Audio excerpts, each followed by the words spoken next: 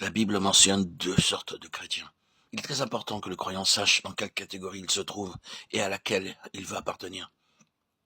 L'apôtre Paul parle de chrétiens charnels et de chrétiens spirituels. Pour moi, mes frères, ce n'est pas comme à des hommes spirituels que j'ai pu vous parler, mais comme à des hommes charnels, comme à des enfants en Christ. Je vous ai donné du lait, non de la nourriture solide, car vous ne pouviez pas la supporter. Et vous ne pouvez pas même à présent, parce que vous êtes encore charnels. En effet, puisqu'il y a parmi vous de la jalousie et des disputes, n'êtes-vous pas charnels et ne marchez-vous pas selon l'homme?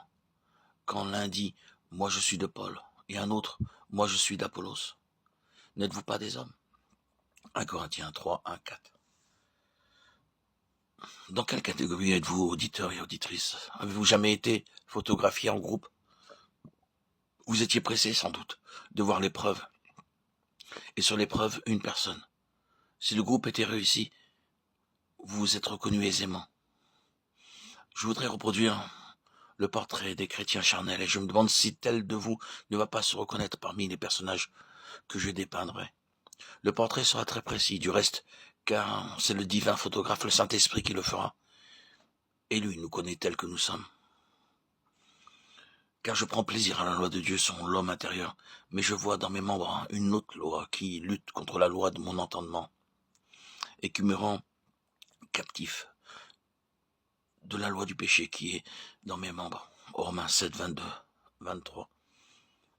Car la chair a des désirs contraires à ceux de l'esprit, et l'esprit en a de contraires à ceux de la chair.